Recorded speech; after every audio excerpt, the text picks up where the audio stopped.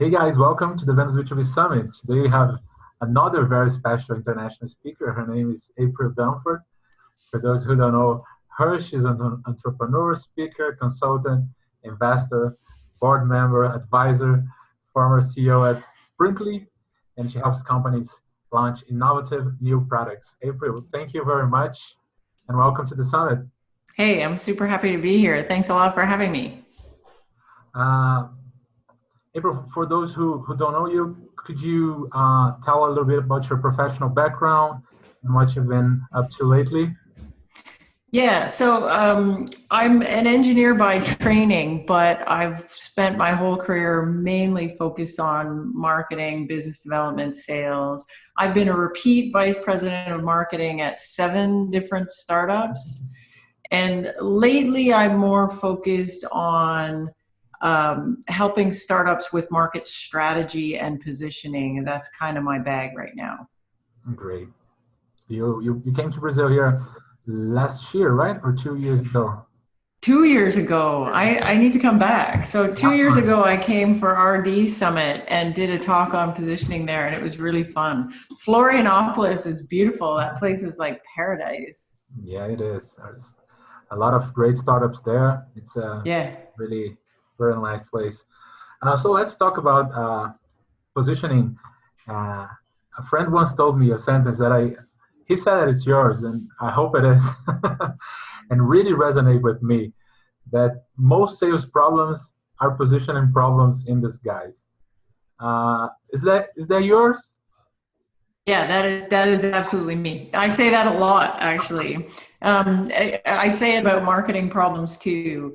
Because I've been a marketer for so long, people will come to me, entrepreneurs, people running startups will come to me and say, "April, I've got this problem. I don't generate enough leads, and I got to figure out how to do better lead generation." And I say, "Okay, well, who are you focused on?" And they'll start describing what their product does and who they're trying to reach. And often the problem is actually that there isn't enough clarity around that. Because if you really understood what was special about your offering, what the value is for customers, and which types of customers really care about that value, then it's easy figuring out a marketing plan. Sales magically gets easier once you have clarity on that. Yeah. And so I consider this positioning to be kind of the foundational elements or the building blocks, and everything downstream is easier the clearer you are on that base stuff. Great. And I completely agree. And I think it's something that a lot of companies don't pay enough attention and just start to Yeah. sell without thinking about this. As you said, it's the foundation. With that, when you get this, everything gets a lot easier. Uh, Yeah.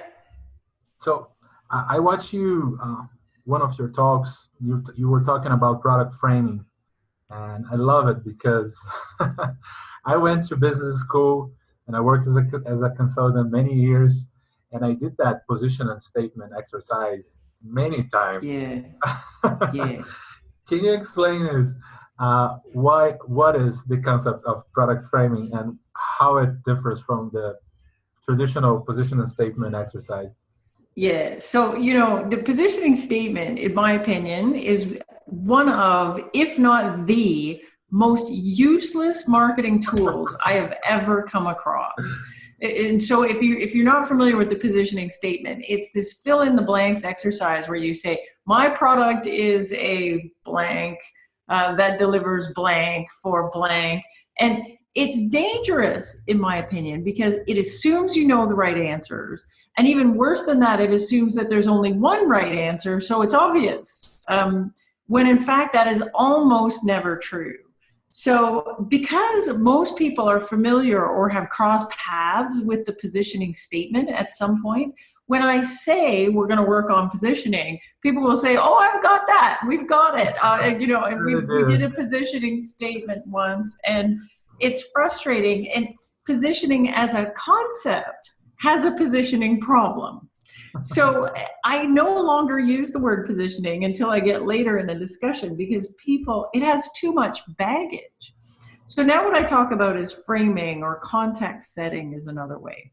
So I can give you an example what I mean by that. And I like to use examples of when I was earlier in my career and I messed this up. So I'll give you an example. I got hired as vice president of marketing for a company that had been founded by two guys who had PhDs in database technology, and the product they built was a database. And what it did was a certain kind of analytic query super fast. So if you had a mountain of data and you had to do a certain kind of analytics on it, it could do it in minutes versus a regular database would take hours. So we go out and our plan is to sell this thing like crazy. And I sat in on dozens of sales calls where my sales rep walked into the room. The customer would come in and they would be the head of database technology, the CIO, a bunch of database administrators. And my sales rep would say, super glad you're here. Here we have a fancy, new, next generation, patented, super advanced database. And the minute he said database, everybody in the room was like, no, they all get arms crossed. And then eventually they would throw us out of the meeting and say, you know what? We don't need a database. We've got a database. It's Oracle and it's just fine. It's not perfect, but it does everything we need it to do. And so what we were doing is positioning ourselves in the database market, which was crazy. Nobody needs a new database. And what got us out of this context setting of a database is we eventually did a pitch for a customer that at the end of the meeting, he says, you know what, you're not a database at all. I think what you are is an analytics tool, or you actually might be a data warehouse. And at the time, we had an argument about it. I said, what do you mean we can't be a business intelligence tool? We don't have reporting, and we're arguing about this. And eventually the customer said, look, you do one thing really, really well, which is analysis. Databases do all kinds of things, and analysis is just one of them. So why wouldn't you position yourself in a market where all that matters is analysis? And that was a kind of an aha moment where I said, you know what? We just assumed that we're database people. We're building a database. We never deliberately said, oh, what market should we be in? Are we actually competing in the database market? Because if we are, we're going to have to prove we're better than Oracle, which we will never be. Whereas if we position ourselves in a different market, we're going up against startups or folks. And it also makes it easier to understand what we do, because I'm signaling who you should actually compare me to. I don't want anyone to compare me to Oracle. I wouldn't mind if you compare me to these very specific analytics tools that actually do things that are more like what we do. And hey, it's easier for us to win when you compare us over there. No, definitely. And it happens so many times. I've watched this happen so many times. Just starting assuming that we work as database, for example, without even thinking or thinking about what options we have, how can we position ourselves. That's exactly it. Like, the way we get into this problem is that when we built the product in the first place, we had an idea of what it was going to be in our mind. So we said, we're going to build a better database. And then we build this thing and we iterate on it back and forth. But it doesn't necessarily take into account the market realities of what people are going to compare us to figure out what we do. And so we sometimes stretch the definition of the thing we set out to build so much that, yeah, maybe you set out to build email, but now what you actually got looks more like chat than email. Or I set out to build CRM, but now what I've got looks a little bit more like, I don't know, something else. And so we have to take that reality into account and kind of lose our own biases, because we had an idea of what this thing was going to be when we built it. But markets change, competitive landscapes change. And what you end up with, fast forward a couple of years, is often something completely different from your original idea. And so we as entrepreneurs need to be flexible in our own framing and our own positioning, so that we can step into the mind of customers and say, okay, if I've never seen this thing before and I'm trying to get a customer to understand what it is, what would be the best context for this offering? And it may not be the context you started with when you built it. Great. No, amazing. And there are a few ways, different ways to position a product. I've heard you talking about three styles of positioning. What are they and how they differ one from another? Sure. So there's three basic styles of positioning. So one is you decide there's a market that already exists and you're going to go in and win in that market, which means you're going to go and beat the competitor at the space where they're winning right now. So in my database example, not on purpose, but that's what we were doing, is we were basically saying, we're in the database market, so we're going to be a better database than Oracle, which is stupid. Now, the only time you might use this style, if you're not a giant company, is if the market is well defined, but there isn't necessarily a leader in that market yet, then you can say, I'm going to be the leader in, assisted artificial intelligence for manufacturing plants. Maybe there isn't a leader in that market yet, so you have the opportunity to lead there. And as long as people understand what you mean by that market, then I think you're okay to use that style of positioning. So the second style of positioning is another one that's very difficult, where you say, well, there's existing markets, but my stuff is so amazing and so new and so crazy. I'm going to define a whole new market and then I'm going to win that.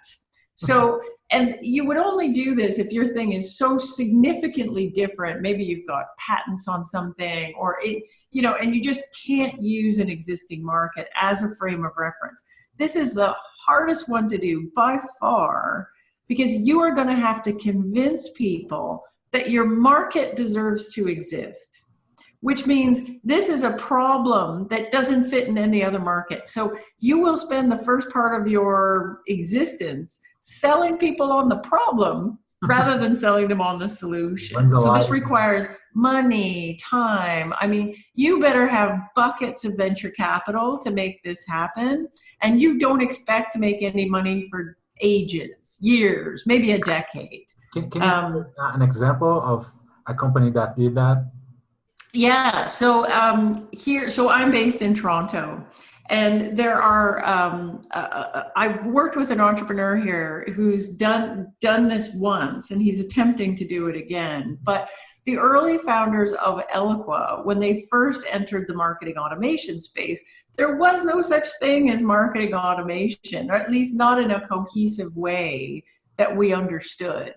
And so they labored for years and years creating that market segment, explaining why it was different than email marketing or digital marketing, or why we needed marketing automation, why it deserved to be a thing on its own. And then when the category did emerge, they were essentially seen as the de facto leader.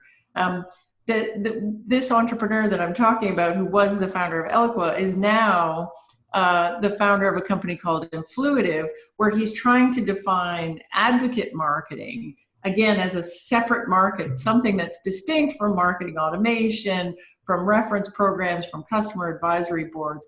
And so he's in the middle of that journey now. Because he's a repeat entrepreneur, he's had the ability to raise a lot of capital, which and this has been a long journey for him already. And I think we're still not entirely clear if the market category itself is defined. So that's an example. Great. I'll tell you, the third style of positioning, if you're a startup, is usually the way you want to go. And that's where you say, okay, there is a market there that is defined, but there's a piece of that market that has a distinct need that the overall market leader can't match. And my solution does solve that problem. And so I'm going to be a leader just in that subsegment of the market. And then once I dominate that, then I'm going to try to stretch that out until eventually I'm in a position where I can take on the leader. And so you'll see this in spaces like, earlier in my career, I worked at a company and we sold customer relationship management, CRM systems. And we were trying to be the best CRM for enterprises. So not for everybody, just for enterprises. But even in that sub-segment, we had a very large competitor that every time we compete against them, they would beat us. They were much larger than us. They were 2 billion revenue. We were 1 million revenue. They were 9,000 employees. We were 30 employees. So we eventually found out that we had a special feature that was really, really interesting for investment bankers and allowed them to do something that was very fundamental to their business.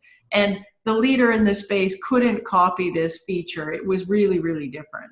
And so we repositioned ourselves as CRM for investment bankers and focused just on that market with the idea that once we had a certain number of investment banks signed on as customers, then we would start looking at insurance and other adjacent markets, and eventually we would take on the leader. Most people are worried about this kind of positioning because they think that, well, gosh, haven't you just shrunk down the target market? And how will we ever make any money if we're going after such a small thing as like just investment banks? Won't we go broke doing that? And the reality was, in the case of this company, we had been targeting enterprise for 5 years and had never exceeded 1 million revenue. And the minute we started to get traction in investment banking, we very quickly signed on a large number of investment banking clients, and we went from 1 million to almost 70 million in a little under 18 months. And that company was eventually acquired by the leader for over $1 billion. So it's counterintuitive, but sometimes you really have to narrow your focus in order to get the growth and the traction you need and essentially become a bigger fish in a smaller pond where you can win decisively before you can start to scale out to a bigger market. Yeah, I advise a lot of startups, and I tell them this all the time, but there's a, what do you call that, fear of missing out, right? Yeah, it's scary. But why will I just focus on a small niche if I can? And it's so hard to convince them that messaging gets a lot easier, finding the right channel, the efficiency of the sales team, everything gets easier when you have a more focused approach. Yeah, well, that's a good point. Is like, think about that. We were trying to sell to basically any company on the planet that, you know, had a certain number of salespeople. That was our target market. So if you say, hey, smart VP of marketing, where should I do some advertising? How am I going to get some leads? We're like, I don't know. There's 1,000 different channels I could pick. That's hard. Whereas if you come to me and you say, I'm just going to sell to heads of investment banking and investment banks, and we're going to pick off the English language speaking ones first. Well, I can make a list. I can tell you, I can write down exactly who those people are and target them one at a time with really custom offers. And, you know, I can run an event and invite them all. I can go to a show where they all hang out. I can go to a neighborhood in New York where they all work, and there's 10 of them there within a 4-block radius. I can do a billboard there and reach those people. It's so much easier. And so, again, coming back to where we started this conversation, people will come to me and say, April, I just don't know where to advertise. I don't know what to do to get more leads. And really, if I use my CRM company as an example, our problem might have looked like a marketing problem. We're not getting enough leads. We're not closing enough business. But what it really was a market strategy problem. We can't win everywhere. So where can we beat the leader in the market? Can we narrow that down? And had we taken a step back and said, we're really good at this one thing, who cares about that? The answer to that question was, investment bankers care about that. So maybe we just focus on them first. And once we get them, then we're in a little bit better position to start expanding out and taking on the market leader in other places. Oh, amazing. So help us out here a little bit. How can we, I know you have a little process for that. How can we position our products correctly? Yeah, so I've done so much positioning work now as a consultant. I feel like I have kind of a process mapped out that works pretty good. And for most of the companies that come to me, we can workshop this in a 2-day workshop. We can get start to finish all the way through your positioning stuff. But essentially, what we do in the workshop is we get the team together and collectively we go through a set of steps. So we will first attempt to isolate what are your key unique features. So what have you got that nobody else has, your kind of secret sauce? And then we say, okay, you've got these things. They translate into value for customers. What is that value? And then we can list those things out. The next piece, which gets into this segmentation, is look, if that's the value, not everybody cares about that, or at least some people care a lot about it, other people maybe less. So I'm a small startup. I don't have a giant sales team or giant marketing team. I want to know who cares the most, like who cares a lot. And if I just focus on those people, they're the easiest to close. They're the people that don't ask for a discount. They get what you do. They have the burning need. So who cares a lot? Once we figure that out, we can say, okay, we do this thing. It delivers this value for these people. What is the market context I can put around that makes it obvious what we do to just those people that care a lot? And that's where you get into this sort of market frame of reference, which includes thinking about what are my actual competitive comparables? If those people didn't use my solution, what would they use? And then I just have to prove that I'm better in that context.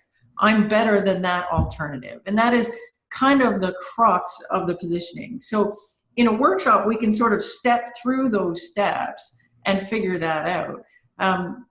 You're not done when you get there. Like you can write that down in a template and say, good, here we are, that's our positioning.